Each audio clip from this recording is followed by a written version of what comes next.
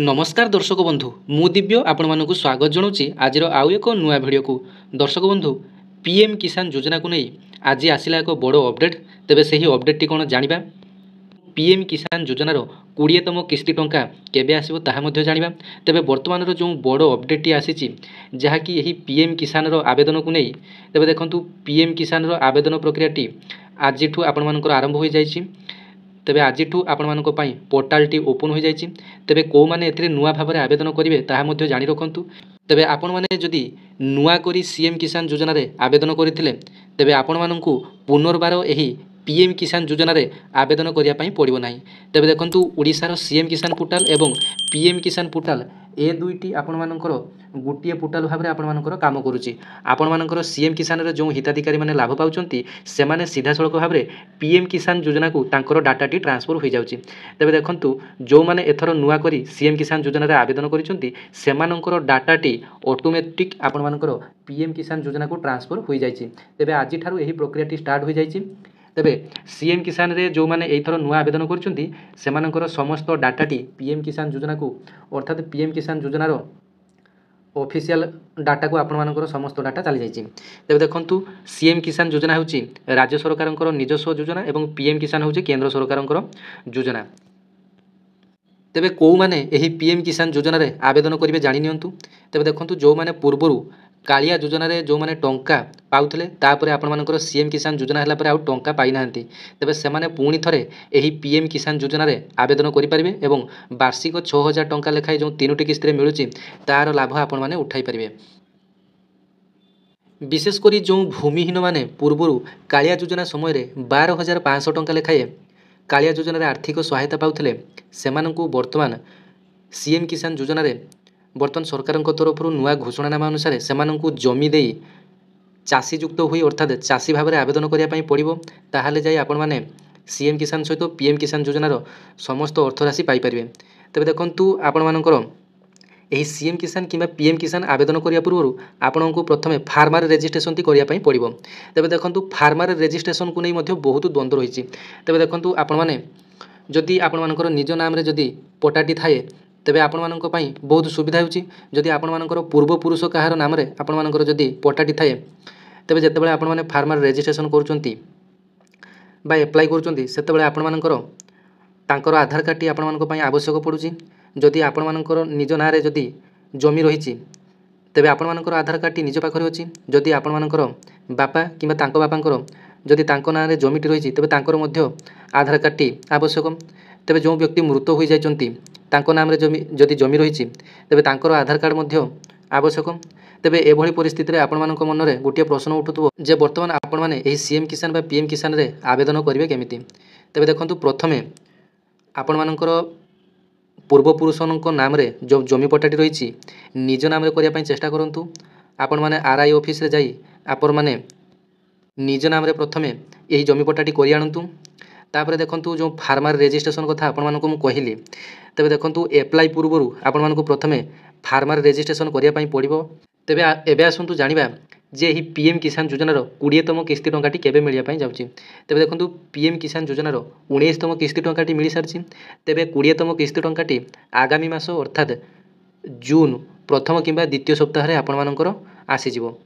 एथि पूर्वरु आपण मानकु एही 3-4टी गुरुत्वपूर्ण काम करिया पई पड़िबो। जेमिति कि आपण माने पीएम किसान योजनार ई केवाईसी टी को जांच करि नेबे आपण मानकर ई केवाईसी होइछि कि नाही एवं आपण मानकर सबुथर भली डीबीटी अकाउंट आपण मानकु जांच करिया पई पड़िबो। एवं कृषक ओडिशा पोर्टाल रे आपण माने जेमिति आपण माने लैंड रेजिस्ट्रेशन जदि ठीक भाव में करि नाहंती तेबे सीएम किसान योजना रे मध्य आपण मानकर टंका आसी नथिला। बहुत जन चाषी मन रे एबे भी प्रश्न अछि जे जो मानकर स्टेट वेरिफिकेशन पेंडिंग बा वर्तमान सुधा मध्य पेंडिंग रही सेमानकर एप्रूव हुई नाही तेबे सेमानंकु कोन एही पीएम किसान योजना रे टंका मिलिबो। तेबे देखंतु आपण मानकर जो मानकर भी स्टेट वेरिफिकेशन पेंडिंग थिला सेमानंकु सीएम किसान योजना रे टंका मिलिछि एवं टंका पाई सारिया परे सेमानकर पेंडिंग टी प्रायतः समस्तंकर क्लियर होई सारछि। आपण माने सीएम किसान योजना रो स्टेटस टी को चेक करनेबे प्रायतः समस्तंकर पेंडिंग क्लियर होई जाइछि। तेबे जो माने एथर नुआ भाव में आवेदन करथिले सेमानंकु आउ ए पीएम किसान योजना रे आवेदन करिया पई पड़िबो नाही किंबा ई केवाईसी करिया पई पड़िबो नाही। सेमानकर सब किछि डाटा अपडेट अछि।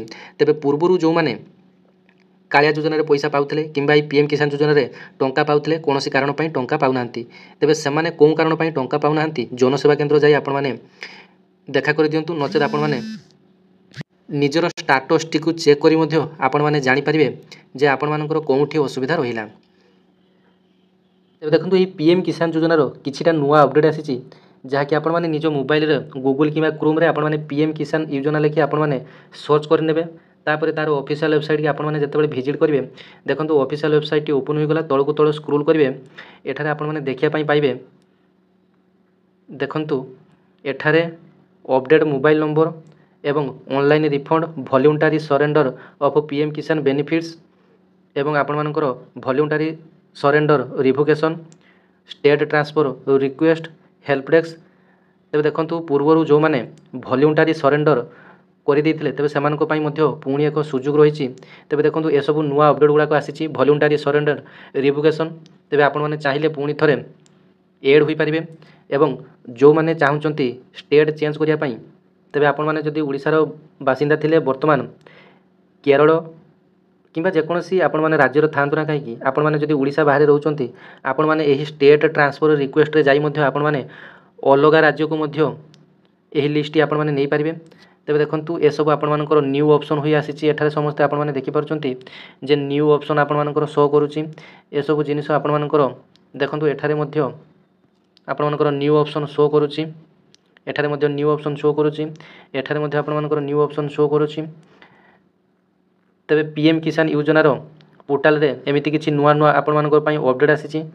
ତେବେ ଯେଉଁମାନେ ଏହି ପିଏମ୍ କିଷାନ ଯୋଜନାର ସବୁକିଛି ଡିଟେଲ୍ସ ଜାଣିବା ପାଇଁ ଚାହୁଁଛନ୍ତି, ତେବେ ଦେଖନ୍ତୁ ଏଠାରେ ଡାଉନଲୋଡ଼ ପିଏମ୍ କିଷାନ ମୋବାଇଲ୍ ଆପ୍ ମଧ୍ୟ ଅଛି। ଆପଣମାନେ ଏହି ଆପ୍ଟିକୁ ଡାଉନଲୋଡ଼ କରି ପିଏମ୍ କିଷାନର ସବୁକିଛି ଡାଟା ଆପଣମାନେ ବା ଡିଟେଲ୍ସ ଦେଖିପାରିବେ।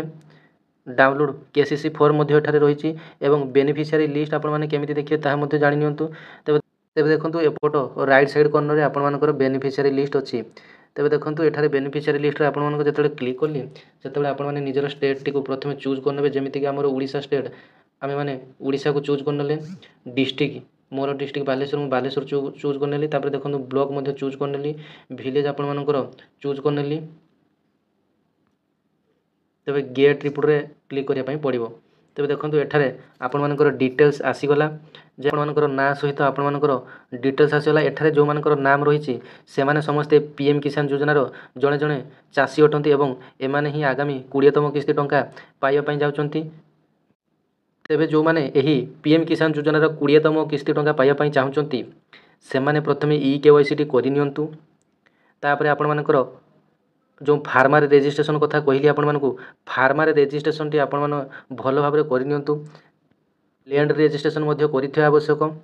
ଲ୍ୟାଣ୍ଡ ରେଜିଷ୍ଟ୍ରେସନ୍ ସମୟରେ ଆପଣମାନେ ଠିକ୍ ଭାବରେ ପ୍ଲଟ୍ ମଧ୍ୟ ଦେଇନଥିଲେ, ଆପଣମାନଙ୍କର ଯେମିତି ସିଏମ୍ କିଷାନ ଯୋଜନାରେ ଏମିତି ଅସୁବିଧା ପାଇଁ ଆପଣମାନେ ଟଙ୍କା ପାଇନଥିଲେ, ସେମିତି ଆପଣମାନେ ପିଏମ୍ କିଷାନ ଯୋଜନାରେ ମଧ୍ୟ ଟଙ୍କା ପାଇନପାରନ୍ତି। ସବୁଠୁ ବଡ଼ କଥା ହେଲା, ଯେଉଁମାନେ ସିଏମ୍ କିଷାନ ଯୋଜନାରେ ଟଙ୍କା ପାଇନାହାନ୍ତି, ସେମାନେ ଆଗାମୀ ସିଏମ୍ କିଷାନ ଯୋଜନାର ଟଙ୍କାରେ ଉଭୟ କିସ୍ତିର ଟଙ୍କା ପାଇଯିବେ। କିନ୍ତୁ ଆପଣମାନଙ୍କୁ ମୁଁ ପୂର୍ବରୁ ମଧ୍ୟ କହିଥିଲି, ଯେଉଁମାନଙ୍କର ଷ୍ଟେଟ୍ ଭେରିଫିକେସନ୍ ପେଣ୍ଡିଂ ଥିବ ସେମାନଙ୍କୁ ମଧ୍ୟ ଟଙ୍କା ମିଳିବ। ଯାହା ହେଉ ଖୁସିର କଥା, ଆପଣମାନଙ୍କର ଷ୍ଟେଟ୍ ଭେରିଫିକେସନ୍ ପେଣ୍ଡିଂ ଥିଲେ ଏବଂ ଡିଷ୍ଟ୍ରିକ୍ଟ ଭେରିଫିକେସନ୍ ପେଣ୍ଡିଂ ଥିଲେ ମଧ୍ୟ ବହୁତ ସିଏମ୍ ହିତାଧିକାରୀ ଏହି ସିଏମ୍ କିଷାନ ଯୋଜନା ଟଙ୍କା ପାଇପାରିଥିଲେ। ତେବେ ଅନେକ ମଧ୍ୟ ଟଙ୍କା ପାଇନାହାନ୍ତି। ତେବେ ସେମାନଙ୍କ ମନରେ କ୍ଷୋଭ ରହିବା ସ୍ୱାଭାବିକ। ତେବେ ସେମାନେ ଆଗାମୀ କିସ୍ତିରେ ଟଙ୍କା ପାଇପାରିବେ। ତେବେ ପିଏମ୍ କିଷାନ ଯୋଜନାରେ ଯେମିତି ଭାବରେ କହିଲି, ଯଦି ଆପଣମାନେ ନୂଆ ଭାବରେ ଆବେଦନ କରିବା ପାଇଁ ଚାହୁଁଛନ୍ତି, ତେବେ ଆଜିଠାରୁ ଆପଣମାନଙ୍କର ସାଇଟ୍ଟି ଓପନ୍ ହୋଇଯାଇଛି, ଆପଣମାନେ ଆବେଦନ କରିପାରିବେ।